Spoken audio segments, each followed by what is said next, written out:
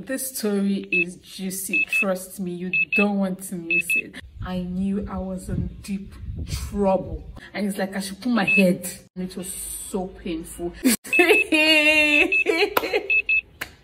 Okay, that part's gone. You could tell that he knew he was wrong. Hi guys, welcome back to my channel. If you are new here, you are most definitely welcome. My name is Sameerah. Today I'm going to be telling you guys a story.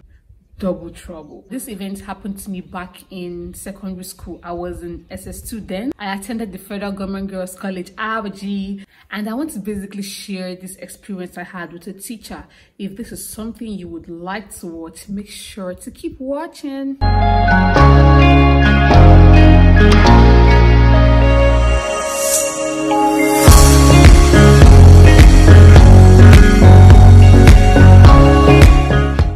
So the teacher in question taught us economics, and he came to class one very day and he's like, likes his class to be very, very educative. He doesn't want a situation where he's just a teacher that always talks. He wants a situation where both the students and the teachers are interacting. He basically wants a fun and very interactive class. And he gave us like a topic that he was going to teach us the next day, and he said make sure to read this topic so the next class would be interesting. I love economics. I basically like that course. For prep that day, prep is usually a particular time in a boarding school where students are supposed to read. In our own time, prep was like from 7:30 or 7 o'clock to 9. I really can't remember. So during that prep, the only thing I read that day was that economics textbook. Like I basically read that chapter again and again and again because I wanted to really contribute in class.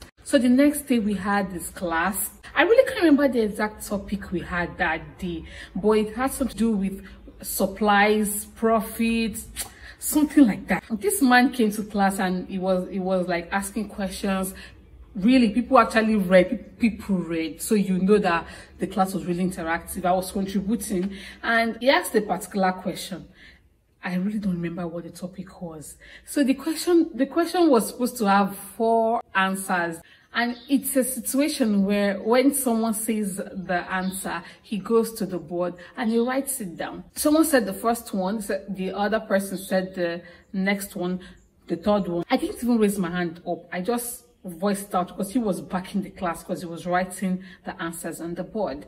And immediately I just said the answer. I really can't remember the exact thing I said. Let's just say I said profits, okay? And I just like shouted profits, and he stopped and he turned back and said, who said that? And me, because I read the textbook, I was so sure of my answer. I was like, I, sir. And he said, stand up. Okay, like virtually everyone who answered the question, he didn't tell anyone to stand up. So I was surprised why I was the one to be told to stand up. So I stood up, still confident because I knew what I said. And the man went on and on talking about, is it a joke to us? He comes to class, you know how Nigerian teachers basically speak. They tell you how they couldn't sleep at night, how they spend the whole night writing books, story upon story. And he comes to class and we think he's a joke. We are playing with him. And he's going to use me as an example. He's going to use me as a scapegoat. Wow. And I came outside and he told me to kneel down in front of the class. And if you understand how Nigeria school system works, or let me say the boarding system, there's a phrase where they say obey before you complain. So when the senior comes and say, come here, do this, you obey before you complain. I already knew these concepts in my head because I've been in boarding school literally all my life. Like, I understand. So this man came and told me to kneel down. So I knelt down. And he told me that he's going to use me as a scapegoat, that I was joking with him, is it a joke, how we're not serious, and all that. Trust me, still kneeling down there, I didn't even know what I did. And I could see the expression on some of my friends' faces in class, because literally everyone was like, what happened, what happened? Like they couldn't get what was going on at that point in time. And he told them to go and get a cane for him, and he's like, oh no, there's a mop at the back of the class, because we usually keep cleaning equipment at the back of the door. He told them to get him a mop, and there's a wooden mop, and they gave it to him. And he told me to stretch my hands out, that he was going to flog me. Okay, I did that. this man literally used the mop to hit my hand, and it was so painful, like literally so painful. And it's like, stretch your hands again, and this time I was in pain. I couldn't even stretch my hands for him to flog me the second time. And it's like, I'm disobeying him, Abi. I don't want to stretch my hands. I'm being naughty, I'm being stubborn. And it's like, I should put my head. Okay, that part got me. I'm in pain for my hands, and you want me to put my head? You could hit that mop on my head.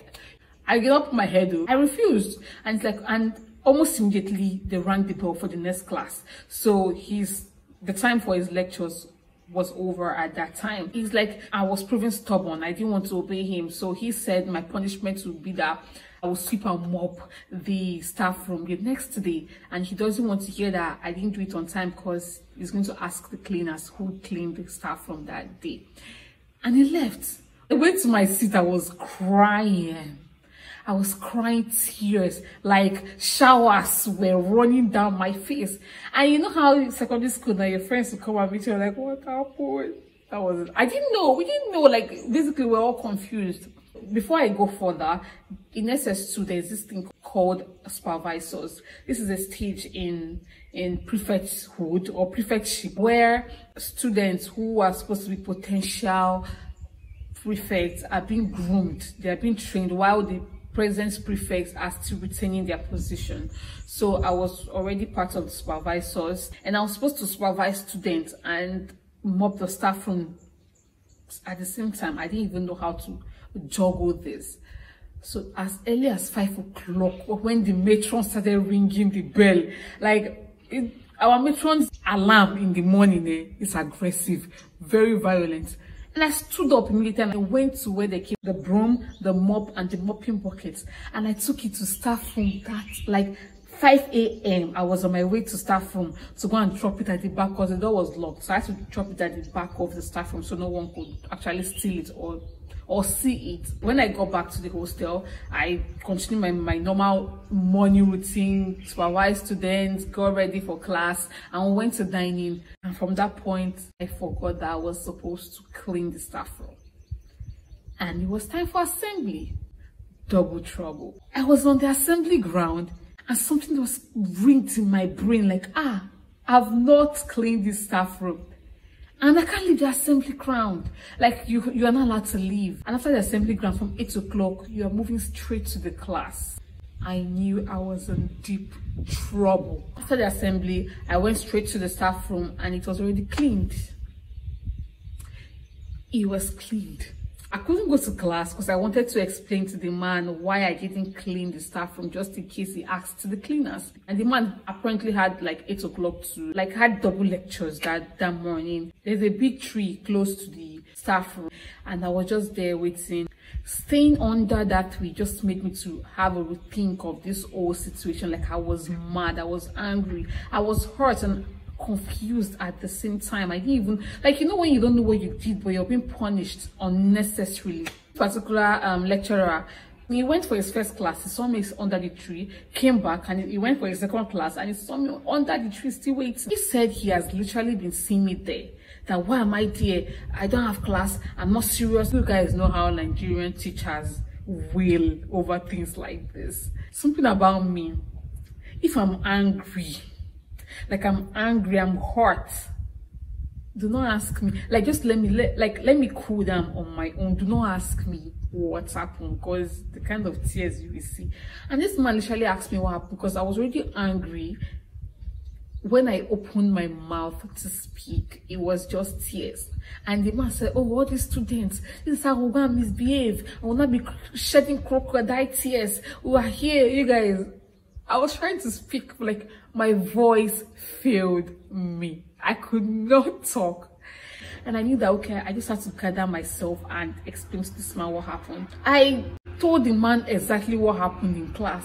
And he was asking me if I was sure of what I'm saying. I said I'm very sure, that I could even bring the textbook for him to see the points I made in class. I rushed back to the classroom to get his textbook. And I came back to him and I showed him that this is what I said. And almost immediately, my teacher was coming back from the class. And he came, and from far he was already shouting that me is going to teach me a lesson, that he sent me and I disobeyed him. And when he got closer to us, this lecturer that came to my aid took him one side and was trying to talk to him that this is what I said. And he said I was lying, that what I said was not in the textbook, that which I just wanted to be naughty or mischievous by saying the wrong answers. Probably, I really don't know what his reasons were, but that was what he told the man. And I took the textbook and I said, sir, this is what I said. This is what you asked, and this is what I said. I saw this point inside this textbook. And immediately this man's face changed. It's like you could tell that he knew he was wrong. And it's like the book is using, the answer was not there. So he thought I was being playful in class by just saying random things, and he said he was sorry. Immediately this man said he was sorry, you guys, I started round 2 of crying, because come on, I couldn't even sleep well at night thinking of how I was going to sweep the staff room. And he said he was sorry that he didn't know that what I said, because the textbook he was using was different from the one the school gave us, so he didn't know that what I said in class was the right thing. And said he was sorry, that he was just saying stuff, and he said I should go back to class, that he was coming to apologize to me publicly. So I go back to class, you guys. I didn't tell anybody I need to know. I just went to sit on my seat. And he came to our class later that day. Said he was sorry that he made a mistake and he shouldn't have punished me the way he did. And he told me to forgive him. You guys, I've forgiven him. Like, come on, it's a long time ago. I've forgiven him, and I just thought about the story and like, this is worth sharing. Just thought to bring it here to share it to you guys. Hope you guys enjoyed this video. If you'd like to hear more stories, because I've got a lot, please let me know. Comment section, comment and tell me you want more stories, and make sure you like and subscribe. Bye.